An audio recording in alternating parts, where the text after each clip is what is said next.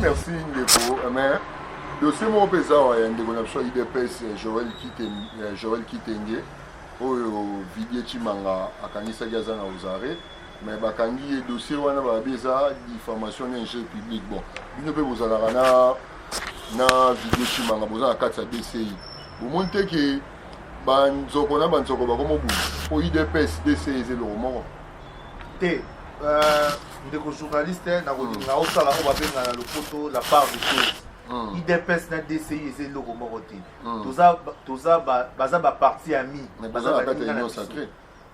bien sûr toza na kata union sacrée mais tozo kabola vraiment le lenge moko te ya komona makambo mosusu donc koloba ke vidie chimanga nde akangisi Ndeko Joël Kitenge to koloba ke banzoko na banzoko bazobunda ezali lokuta omoni na koyebiso eloko moko ndenge mokili etambolaka mibeko ezali lelo soko leki na etando ike po ozwa liloba fo koyeba ozoloba nini okosala analyse na yo okoloba makambo ezali nango normal mais kofinga mutu te kokosela mutu makambo te kosala atteinte na persona na koma kosala atteinte na bomoi ya mutu te kosalir image ya moninga te koternir image ya moninga te ndenge tozomona Ndeko Joël Kitenge alekaki afingi vidie chimanga lobi aza bata pourtant vidie chimanga baparent na ye bayebani mama na ye ayebani azali mwana ya salongo papa na ye azalaki mokonzi monene na mboka oyo Ndeko Joël Kitenge aleki afingi ye alobi makambo ya mabe makambo ya bosoto na etando ike na kombo ya vidie chimanga mais c'est tout à fait normal vidie chimanga pe aza na bato basepelaka na ye eloko oni ezolakisaka vidie chimanga nde mutakangisi bref nga namoni mukanda moko te oyo vidie chimanga signa porter plainte bon se retrouver na makala ndeni mais vidie chimanga fo koyeba aza leader munene aza président ya équipe oyo abengi ima na DSMP azali président ya DCI ntango mosusu joueur moko ya imana to baclub oyo esupportaka imana moko na bango asepeli te na makambo Ndeko Joël Kitenge alobaki afundi ye bakangi ye dynamique Congo ini DCI depuis Tobima na 2015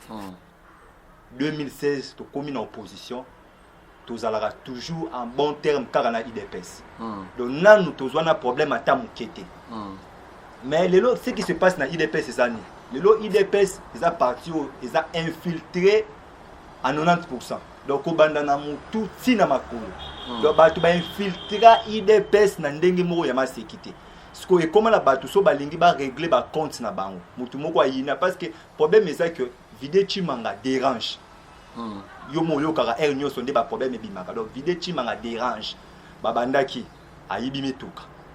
babandi balongola ekutu na présidence kutu asala kate facha sa bengana e o akiko escroquer mbongo na banque o asali bo escroquer yana bato oyo vidie chimanga dérange donc musala la bango nini ko créer makambo so ba créer sko makambo basali nini babwakeli lokwa déjà ba infiltrer IDPS ba biki na IDPS ba infiltrer ba zebele ba poni mutu moko ba kosio mutu a IDPS to zwa Ndeko nanga journaliste oza témoin est-ce que yo so mona wapi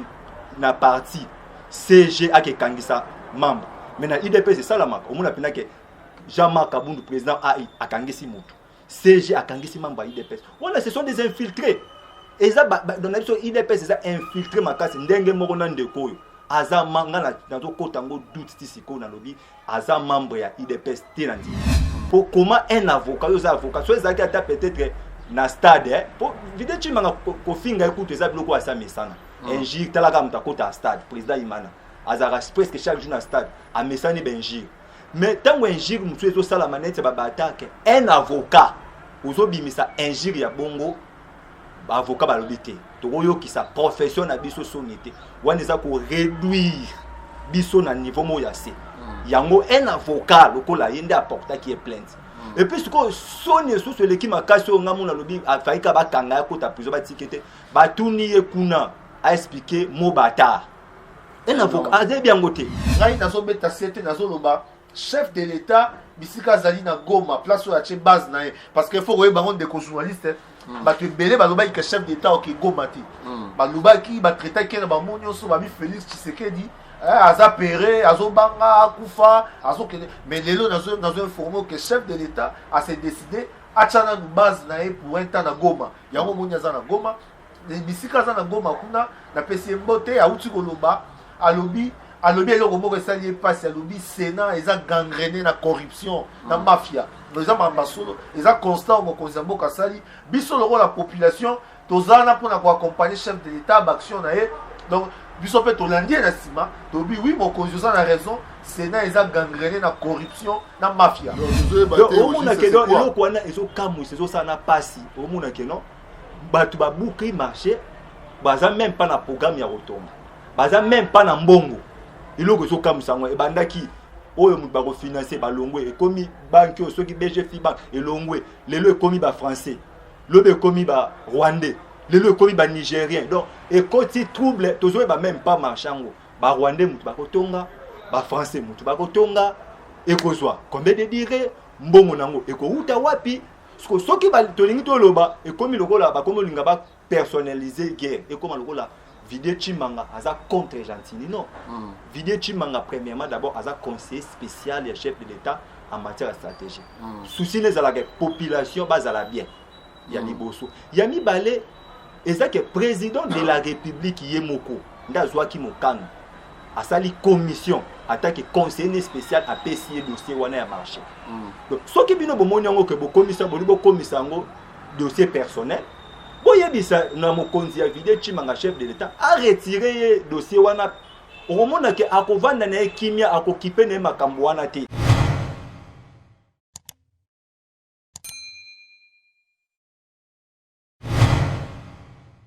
MBK TV number 1. Likolo ba uta likolo ba ko na seba baluka na mabele. Chaîne télé moko MBK TV. Patrick Moubenga, Yonde véritable digue de Bandal. Bandal ne tombera jamais. Patrick Moubenga, Yonde véritable digue de Bandal. Bandal ne tombera jamais. MBK TV Moupé Kwasika. Tout l'internaute vous s'abonner à MBK TV. Ouais, merci beaucoup d'avoir tout branché dans MBK TV officiel. C'est Patrick Moubenga de Bourges. L'émission est l'autre membre de DCI parti cher il y a Vidé Chimanga. Yende toko développé na olinga yemora se présenter et pas ya Batutu Bolanda biso bonjour. Ouais, bonjour ndeko journaliste. Kombonani. Ouais, nga kombo nga monsieur Lomami. Donc Lomami moné mon solo. Donc on a un membre à kati ya Dynamique Congo Uni, DCI parti cher il y a le conseiller spécial en matière de stratégie du chef de l'État, Vidé Chimanga. Donc, on a membre de l'inspectorat. Donc, on a inspecteur national. Mais on a un chef de temple. Donc, on a un concerné DCI. Donc, on a un poste qui va donc, on a touché DCI au monde. Ouais, merci beaucoup, monsieur Lomami. Maintenant, un parti DCI, ils ont créé Nanenini et puis Vision à parti des années. Ouais, parti Nabiso DCI, ils ont créé en 2015, le 19 avril 2015. Le président Vidé Chimanga, à Vandaki, a idée à créer. Donc, ils ont une vision que le président Vidé Chimanga à Vandaki. Atali vie actuelle atali ndenge Congo ezoleka atali ba makambo ezosalama atali ba injustice atali habité il faut na créer cadre moko oyo na kopesa ba congolais droit ya ko s'exprimer ya ko telemela ba injustice yango le 19 avril 2015 Vidé Chimanga zwa kide ya ko sala parti Dynamique Congo Uni. Donc depuis 2015 toujours est vrai bit nango pena o tout salela yango moni DC eza parti moko e botamaki na vision Vidé Chimanga eza te ka vanda ki net tozomona lelo bato nyonso mututu atanda te kana makayabu mutu musondo te kana madesu amoni ke mpia ke koti kuna habité na o sala parti politique mutu muso amoni manque à faire ele ba comme ça au cop sali parti comme moi cop moko boya zo ba mbongo a utiliser rabatu na yango wana ndeko journaliste komi donc bato belé ba komisa ngo cop bongo bato belé ba komisa ngo cop bato mususu rien à faire pour na donc asu ne loko ko sala te donc na sala ka parti politique na ko makoliaka na sima wana de Vidé Chimanga tango atalaki biloko wana nyonso epesaki colère il faut créer parti pour résister. Donc biso doit partir to créer na résistance pour résister contre babilo ko ana nyonso. Ba pratique ma bewana babilo ko ana tout yango Vide Chimanga créer qui DC. So taline même na 2015 tant que DC a créé ils allaient créer en tant que parti à centre. Donc ni gauche ni droite. Tout ça qui na centre. Ni gauche ni droite. Parce que tout le parti comme il a 6 ans. Oui, parti comme il a 6 ans. Mais tant qu'on a besoin d'en expliquer, pourquoi tout ça qui n'a ni gauche, tout ça na centre? Parce que à comprendre que le roman que non, à côté leadership et ça au moment que opposition yebela donc peuple n'a comme il a partir en Congo va PPRD ba IDPS leadership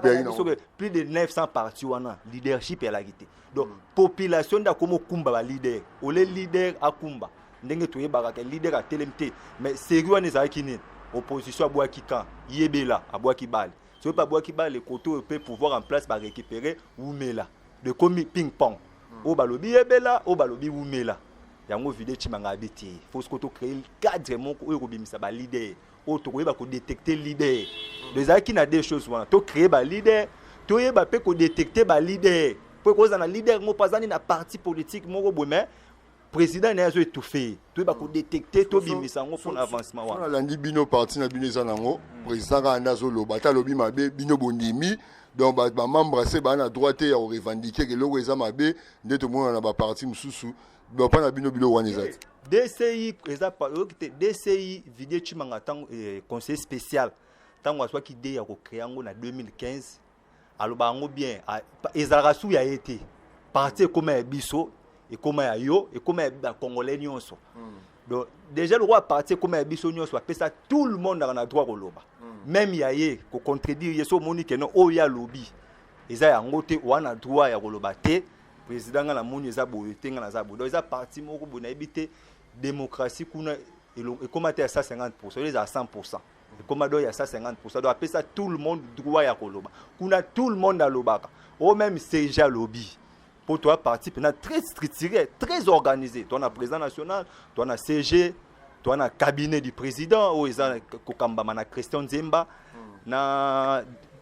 directeur ya cabinet adjoint eza Betty Petilo toi na CG Hervé Bononge toi na inspectorat général les okambama na maman Anita Tamba talaka avocate les okambama na donc tout ça na ba CG nyonso toi na ba Jimmy Show volume du chef donc tu as bien structuré toi na parti ils en a 26 interfédéral donc na ba ville nyonso Kinshasa parti implanté toi na 322 sections donc blague était na ville à Kinshasa vous avez intérieur du pays non parti il y a on habite partout on a que toi na 26 interfédéral oui tous na Goma tous partout donc donc na moment où tous loba vendredi délégation il y a président na directeur à cabinet na Christian Nzemba na la financière principale na nous talangai na donc délégation moi il y a 4 personnes et à na Goma ba image au monde niveau DC a planté na Goma à qui ils ont rendez-vous donc ils ont parti ils ont assis ouais merci to zonga na régie to souffler muke bon to kotsa ndeko na biso pa utikoya check MBK TV mupe pasika tout l'internaute vous s'abonner na MBK TV ouais merci signé to monipe ndeko koti na plateau bonjour bonjour ndeko journaliste on s'est présenté bana mboka ba yimboka ba wala nayo ngai kombo na ngai ndeko Serge Trésor Tambuku Wangata nazali secrétaire national adjoint chargé à développement et implantation na kati ya DCI ozali parti à Vide Chimanga actuellement azali conseiller ya chef de l'État chargé à la question stratégique voilà ouais merci ndeko mais dossier mon pesa wa ndeko na biso IDPS Joël Kitenge oyo Vide Chimanga akanisa gaza na uzare mais bakangi dossier wana ba beza diffamation d'intérêt public bon bino pe bozalaka na Vide Chimanga boza kati ya DCI bomonte ke banzoko na banzoko bakomo bu o IDPS DCI ezelo moko te ndeko journaliste na osala oyo babenga na lopoto la part des choses. IDPS na DCI eza eloko moko te. Baza baparti ami. Baza na kati ya union sacrée. Bien sûr, toza na kati ya union sacrée, mais tozokabola vraiment lolenge moko te ya komona makambo mosusu. Donc koloba ke Didier Chimanga nde akangisi ndeko Joël Kitenge to koloba ke banzoko na banzoko bazobunda ezali lokuta. Omoni nakoyebi biso eloko moko ndenge mokili etambolaka. Ndenge mokili etambolaka mibeko ezali. Lelo soko oleki na etando ike mpo ozwa liloba fo koyeba ozoloba nini. Okosala analyse na yo okoloba makambo ezali nango normal, mais kofinga mutu te kokosela mutu makambo te kosala atteinte na persona na koma kosala atteinte na bomoi ya mutu te, kosalir image ya moninga te, koternir image ya moninga te. Ndenge tozomona ndeko Joël Kitenge alekaki afingi Didier Chimanga alobi aza bata, pourtant Didier Chimanga baparent na ye bayebani, mama na ye ayebani, azali mwana ya salongo, papa na ye azalaki mokonzi munene ana mboka oyo. Ndeko Joël Kitenge aleki afingi ye alobi makambo ya mabe, makambo ya bosoto na etando ike na kombo ya Didier Chimanga. Mais c'est tout à fait normal. Didier Chimanga pe aza na bato basepelaka na ye. Eloko ni ezolakisa ke Didier Chimanga nde mutakangisi. Bref, nga na moni mukanda moko te o Didier Chimanga signa porter plainte. Bon, c'est retrouvé na makala ndeni. Mais Didier Chimanga foko ye baza leader munene, aza président ya équipe wa bengi imana DSMP, azali président ya DCI. Ta mususu joueur moko ya imana to ba club oyo supportaka imana moko na bango asepeli te na ndeko Joël Kitenge alobaki afundi ye bakangi ye. Nga na moni mukanda moko te oyo Didier Chimanga signé alobi ke abeti tolo alobi yende akangisi Joël Kitenge. Namoni yango te. Ndeko lomami mwa maloba place wana. Oui, namdaki na compléter ndeko. D'abord ya koloba ke non. Dynamique Congo UNIDC depuis Tobima na 2015. 2016 to komi na opposition. Tozalaka toujours en bon terme car na IDPS. Donc là nous tozwa na problème ata mukete. Mais ce qui se passe na IDPS c'est ça ni. Le IDPS ils a parti ils a infiltré à 90%. Donc au bandana mutu tina makolo. Donc batu ba infiltrer IDPS na ndenge moko ya masekité. Ce que comment la batu so balingi ba régler ba compte na bango. Mutu moko ayina parce que problème est ça que Didier Chimanga dérange. Yo mo yo kaka er nyoso nde ba problème bimaka. Donc Didier Chimanga dérange. Babandaki ayibi mituka. Babandi balongola ekutu na présidence kutu asala kate facha sa bengana e. O akiko escroquer mbongo na banque. O asali bo escroquer yana batu oyo Didier Chimanga dérange. Donc musala la bango nini ko créer makambo. So ba créer ce ko makambo basali nini babwakeli lokwa déjà ba infiltrer IDPS ba biki na IDPS ba infiltrer ba zebele ba poni mutu moko ba kosio mutu a IDPS.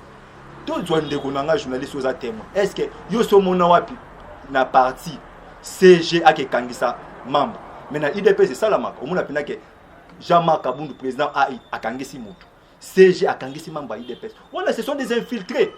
Et ça dans la IDPS ça infiltré makasi ndenge moko na ndeko oyo. Aza manga na to kotango doute tisiko na lobby aza membre ya IDPS te na intimité. Baza ba infiltré oyo baza ko utiliser bango ba luka ba salir image ya IDPS et comme le roi IDPS aza na problème na parti songo na parti pakala. Eza bongo te. C'est ba avocat ya monsieur Vidier nde makangisi. Non. Omoni Vidier Chimanga aza d'abord yo nde ko lobby aza personnalité. Aza président équipe. Aza président de DC net biso kutu net ngai moko chef du temple chargé à base to anda na plainte na biso to suite to salaki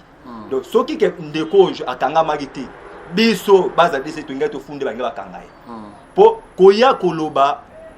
mutu aza bata izate na sens te izate na sens te OK za opinion mutu apesi to zwande to lobby eza pièce contre pièce yo lobby X ngapena loba Y to débattre wana. Maintenant, et puis en plus, le problème est que non, on s'est là. Parce que un avocat mouta s'est décidé à l'obité. Ndekoyo, azoyo qui sa biso avocat soni. Azoyo qui sa science soni. Pour comment un avocat, yo avocat, soit ça qui a peut-être na stade, pour Didier Chimanga ko finga écoute ça bloko à sa mesana. Un jour talaka mta kota stade, président Imana. Azara presque chaque jour na stade, a mesani benjir. Mais tant un jour nous faisons ça la manette ba attaque un avocat ozobimisa un jour ya bongo avocat ba lobité to yo ki sa profession na biso sonité wana za ko réduire biso na niveau mo ya se yango un avocat lokola yende apporta qui est plainte et puis ce que sonne sous le qui makasi on ngamona lobi afaika bakanga ya kota prison ba tikete batuni ekuna a expliquer mo bata un avocat azebi yango te ayebi yango te c'est comme si na président Félix Alingaraye mais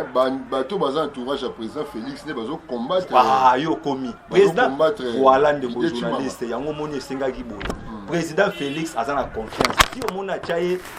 conseiller spécial en matière ya stratégie ayebi ndenge nini ndeko chimanga mutu ne fonctionnaka ayebi ndenge nini bongo sko bato yo ba combataka yo balinga ko tikile tati bayebi ba idée azaka nango soki apesi yango achango na mboka comme la porter na mboka que ba congolais ba ko sepela ne mutu chaque jour ba sala ki ba likopolo ba sala ki ba komboyo na ba infiltrer na bango ba si ba infiltrer bango kokosa makambo azu abengi yo acho mwa mbongo mo mukeke nde finga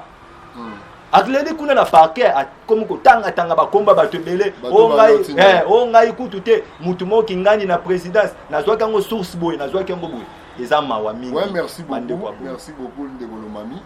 côté wana mais to esuko na ba mesure à Covid-19 oya ndeko na so Gentini to ba na ndeko Gentini apesa ba mesure na bis bato bakota 50% moto mutu moko mais embouteillage ouais ça na magi le jour wana yemoko so azongi a changer maloba yo go lobani bon ndeko journaliste merci nenga baksana boucler ma solo ndeko Lomami alobi il faut boyeba nde totambola na mokili entre injustice na anarchie justice ndeza na kati donc ndeko oyo alobi buzoba oyo afingi vide chimanga ete ya misusu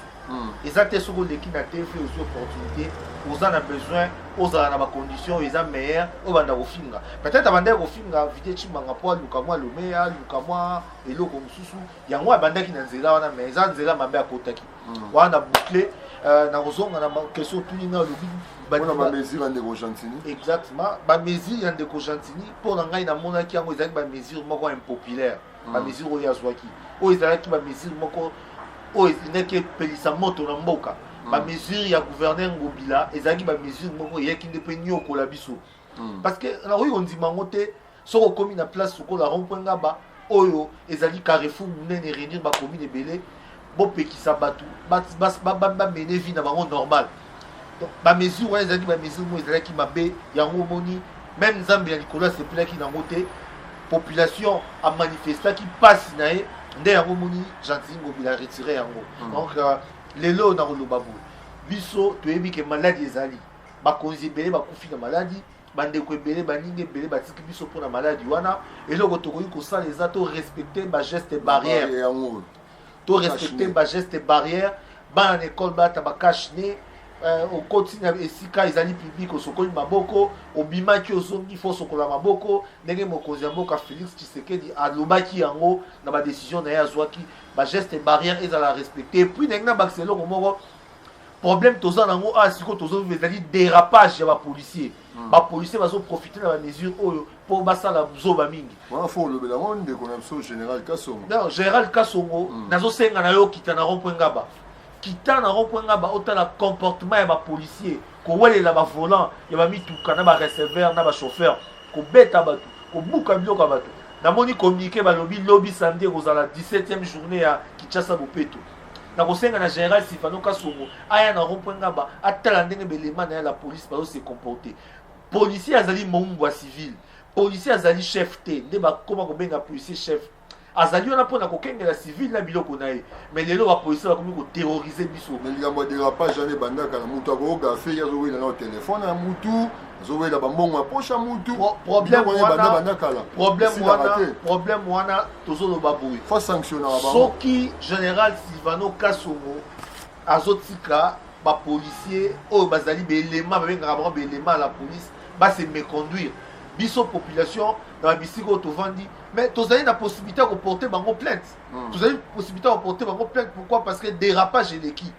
et loko ya kobenga policier chef na mboka ofesi là depuis quand policier azali chef policier azali moumbu ya civil azali mpona kobattre la civil na biloko na ye donc par rapport à ba mesure ya Covid to respecter yango chef de l'état lobaki couvre-feu ezali maintenu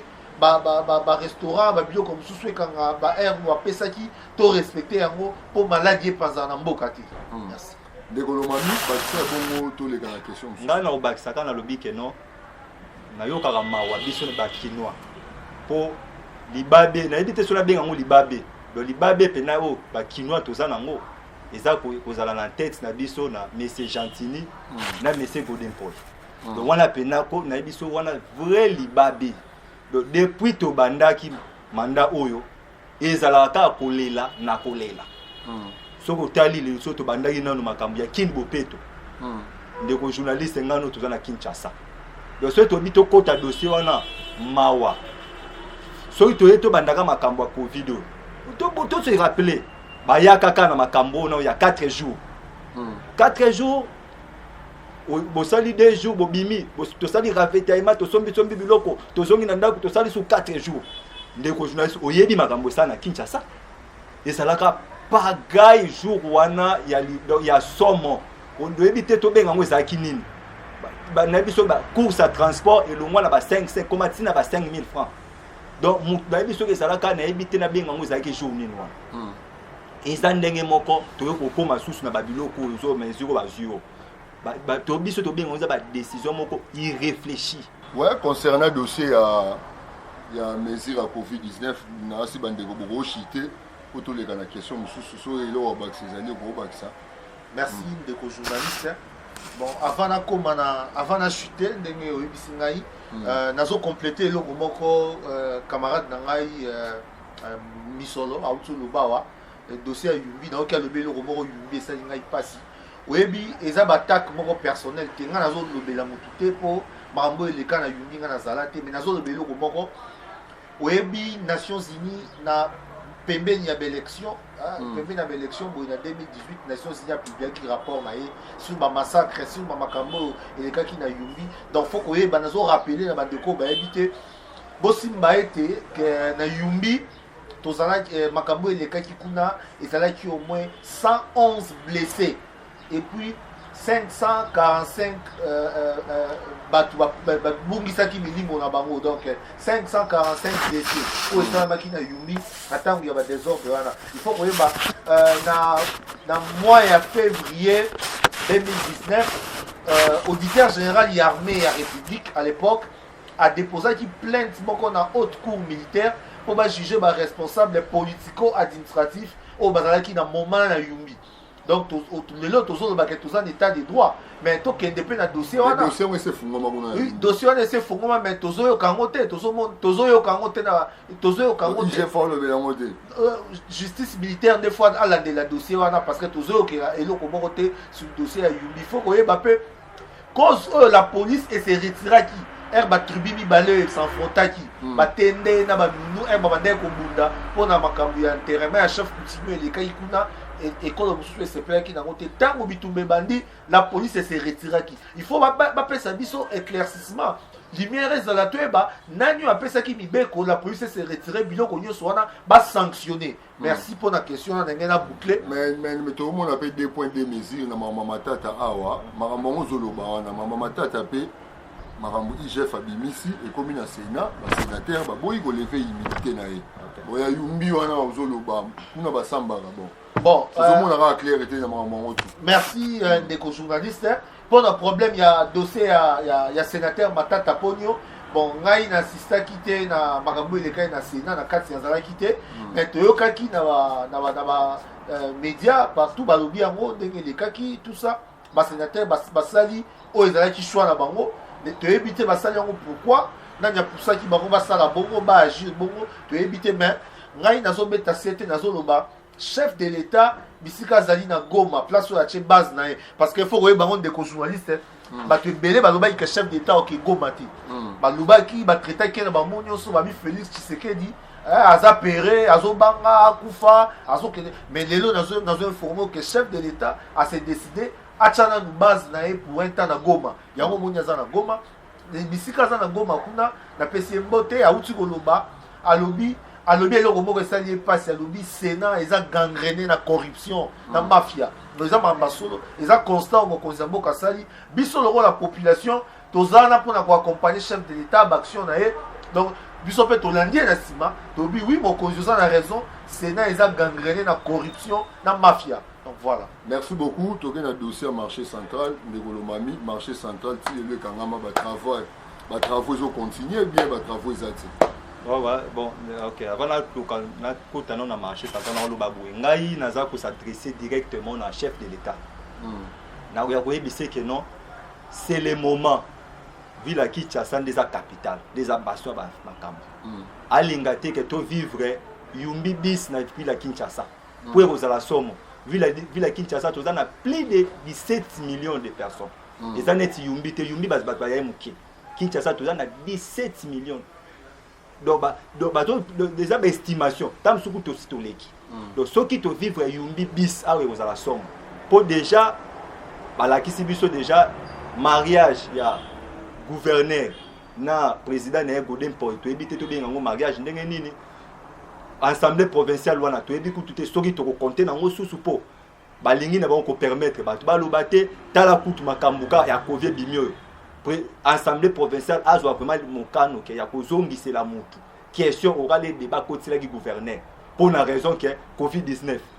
ba député ba lobaboué président assemblée provinciale aké afundi député donc kuna so to c'est la ke o député asala musala na ye pour na gouverneur to ba ke eloko ko bimana ngo kuna te pour des gangsters wana basi ba récupérer ville à Kinshasa ba tient na poche mais biso tozo betaka c'était biso population quinoise que Fachi Beton président de la République c'est le moment il est temps to boyi to vivre yumbi deuxième pour 2023 ozala ne loko yebisa batute soki to vivre yumbi na Kinshasa toke marché central ouais dossier à marché central to lo bango bien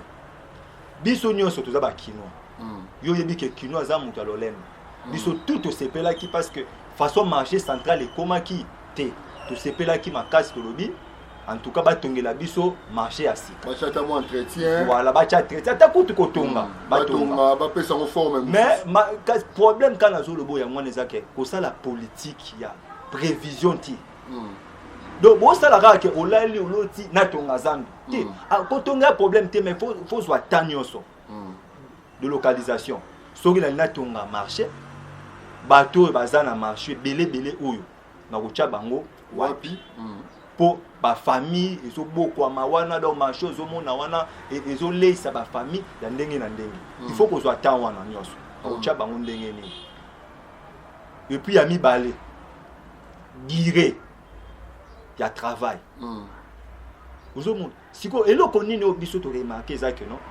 Donc gouverneur mokonzambo alali neka aloti. Aye to kangazana na zo to baton banini ba misala sala mana. Eloko te to keno lelo ti kuna omona kaka nde bakanga batola e komi kutu salite moko impossible. Talaka ke bazongisi na bango batu suna kwa kadingi wana na za na zandu yo bazongisi na bango batu na kwa kadingi bazongisi na bango kama place amukia bakangi to bazongo. Donc eloko passe ça on a comment bozo soit les canisi ya kotonga marché central mais bozo ce contenu te na bateau ba vivre na marché wana na ba vendeur bazalaka wana lelo tozana ba grossiste tona ba détaillant pour la qui Jantina boy ba teka ministre intérieur azongisi ba les mêmes Jantina kanyama susu voilà donc tozo ba te omona ke donc eloko wana ezo kamu ezo sana pasi omona ke non batu ba boucler marché baza même pas na programme ya rotonga baza même pas na mbongo iloko so kamusango e bandaki oyo mutu bako financer balongwe ekomi banque o soki BGF bank elongwe lelo ekomi ba français lobe ekomi ba rwandais lelo ekomi ba nigérien donc ekoti trouble tozo ba même pas marchango ba rwandais mutu bako tonga ba français mutu bako tonga ekozwa combien de dire mbongo nango ekouta wapi soki ba tolingi to loba ekomi lokola ba komo linga ba personnaliser guerre et comment le la vidéo Chimanga aza contre Gentini non vidéo Chimanga premièrement d'abord aza conseiller spécial et chef de l'état en matière de stratégie souci les la population bazala bien ya liboso ya mi balé et ça que président de la république yemoko ndazwa ki mokano asali commission attaque conseiller spécial à PCA dossier wana ya marché. Donc ce qui bino bomoni yango que bokomisa bolibo komisa yango dossier personnel.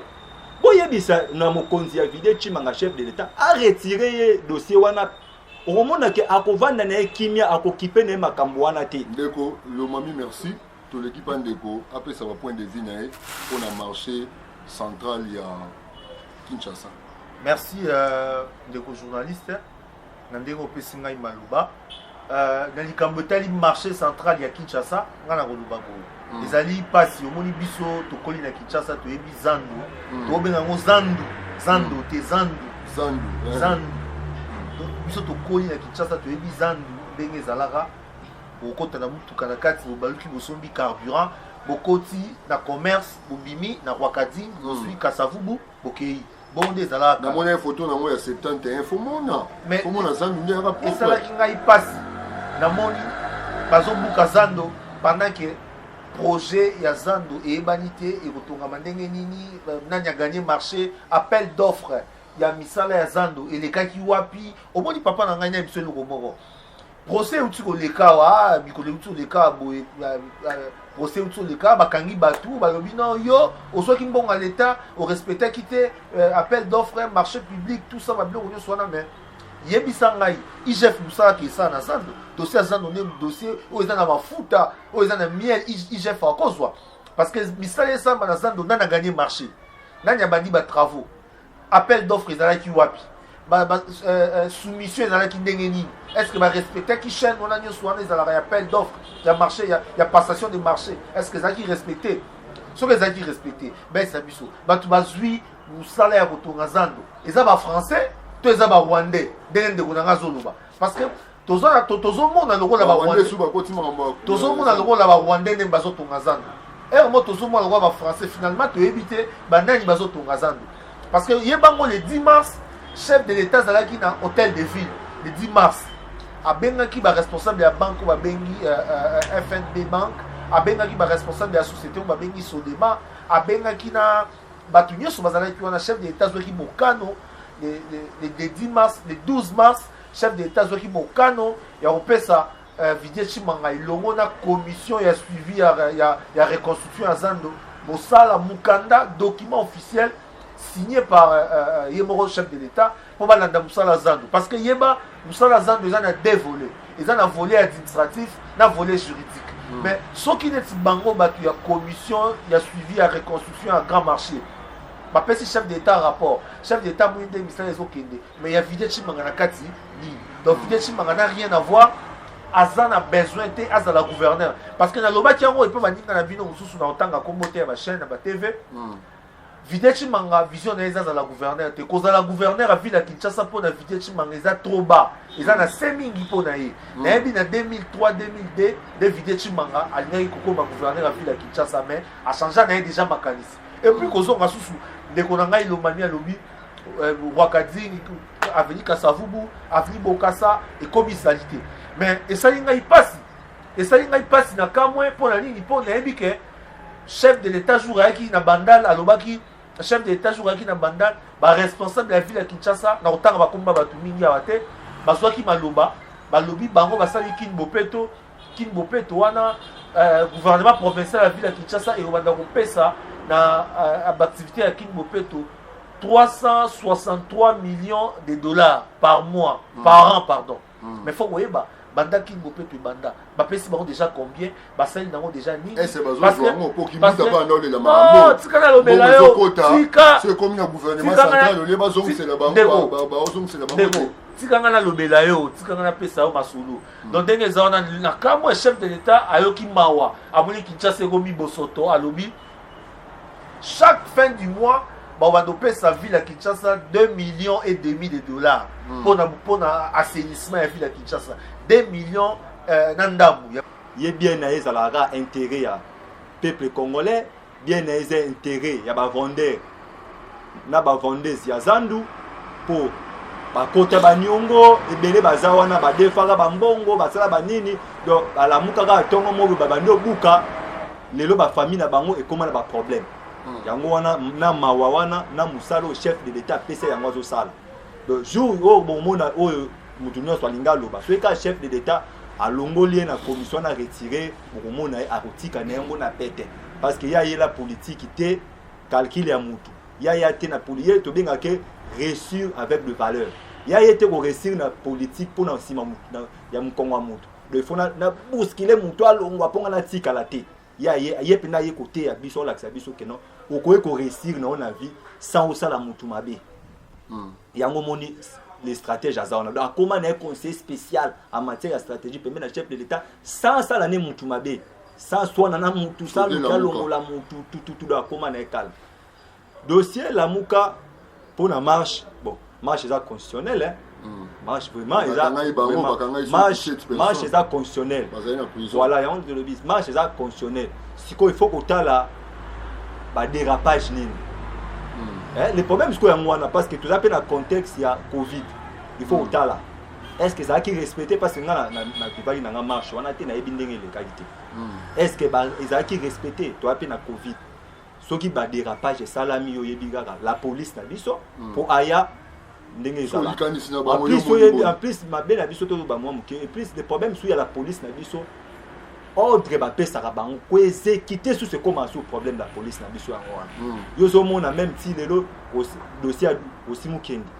ba to be ba kanga mi ba policier mususu poka wana ba pesi ordre est-ce que façon que ko exécuter les yango est-ce que ça dit bon pour na limiter la avec président Fachi a ko tinda suba ki kanga ba pour na ba marche na ndimi yango te la police ne place wana faut meka ko bongisa est-ce que tango ba tinda bango na ba to la muka o est-ce que ça dit po ba kanga bango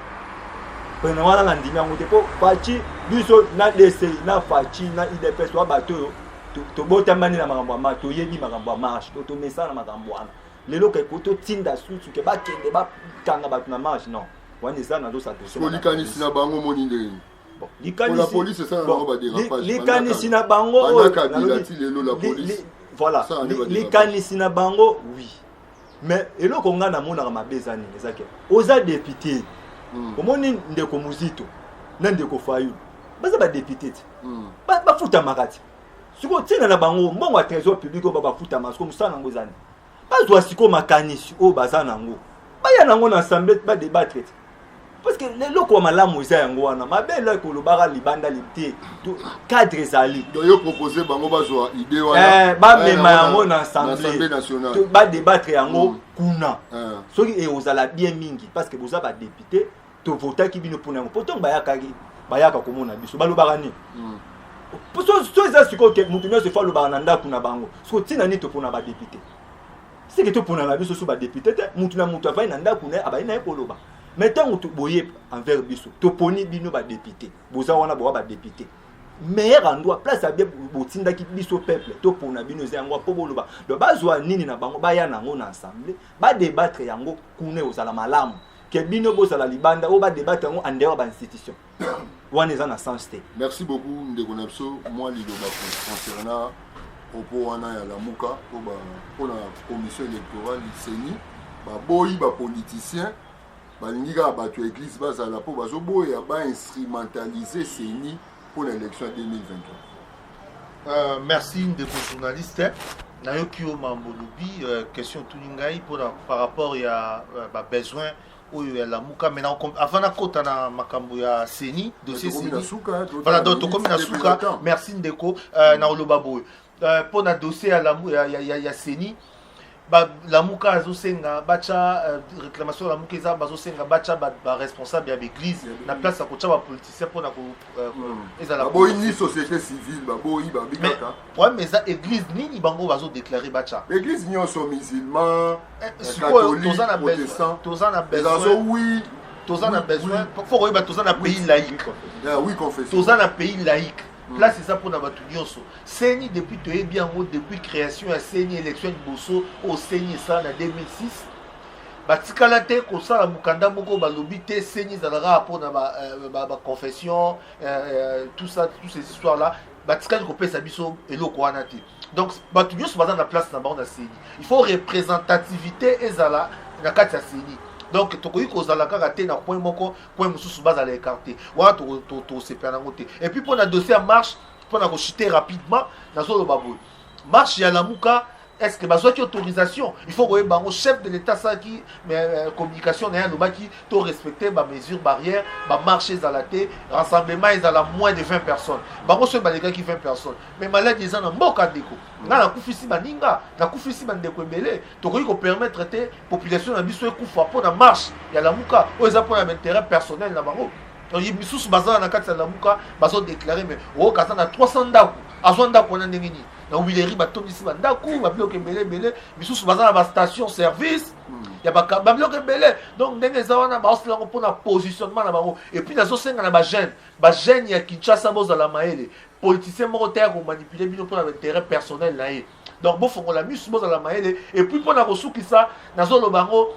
Kin Bopeto eza échoué na niveau ya rond-point ngaba kobanda station ya rond-point ngaba siko koma na triangle là eke campus eke monga fula ba niveau na nyoso ba kirara ngote donc ah nazo senga appel na Bourgmestre Alemba azo ba responsabilité na ye parce que biso ba jeune ya commune Alemba to lembi ko vivre na salité bongo. Merci beaucoup. Kitoko, merci beaucoup to commune na sous l'émission. Moi mot de la fin. Mot de la fin. Mot de la fin car on a bisa que non a dit ba congolais ba politiciens congolais bolinga Congo tozaka na pays moko eza biso o tozana nango botika conseiller spécial en matière de stratégie chez Didier Chimanga au président de la République yemoko a tchaki sika on a po ayebiye asala musala mboke avancer ko combattre ye nyonso ko salele be kiri ko salele ba likopa ko kosalake makambo et ko faire avancer mboka na rien botika makanisi aza nango ba stratégie aza nango apesa yango chef de l'état a tchangwa na exécution ba congolais ba kinois to sepela petit président a tchaye wana ayebi ndenge ndeko wana fonctionnaka apesi base nyonso a DCI Mbote bandeko nanga tout ya DCI Mbote sans oublier de cap Christian Nzemba en direct à Goma na Nutalangai la financière principale du chef en direct à Goma donc apesi bino tout Mbote donc base d'essayer toujours une président Didier Chimanga Lobaka un peuple une nation ba wela mbangu biso malembe tokokoma ena baksa lobanga sukeza bo faut koyeba nga lelo naza fier nazo sala jale loté nazo sala buzo baté nazo lobako naza fier parce que président Fachi azana mundoko la Didier Chimanga pembe naye yo kanisi ndeko journaliste un chef d'état zo bakena ko déboulonner ezaki ye moroté azaki na batu pe lokwa ba Didier Chimanga na simana ye ya ko permettre à déboulonner parce que stratégie wana ya la FCC maya café comme maya pondu yo kanisi soki azaki na ba stratège soka ba Didier Chimanga simenga ke simba enga ke simba te chef de l'état ninga azana mutu oyo alamba ka stratégie ya makabebele alors botika ekimia bopesa état ba continuer ko travailler na chef d'état parce que bazana chemin ya mulaya osala na pesi cabinet mobimba DCI Mbote, M. Christian Nzemba, na Pession Mbote, CG Hervé Bonongue, tout le monde, na remercié Bino, na PCP merci na équipe Obo ya Bibiso na cadre kitoko Obo Pesibiso. Botika malade. Ouais, merci beaucoup na ba ndeko ba Holanda biso di banda mboka Holanda biso na Kinshasa. To komi na sous d'émission. Na si bandeko à chaque fois ba ozana besoin oleka, ba oya ko loba pona to bongisa mboka na biso Congo ekende liboso. À suivre, merci. MBK TV, Moupé Pasika. Tout l'internaute, vous s'abonner à MBK TV.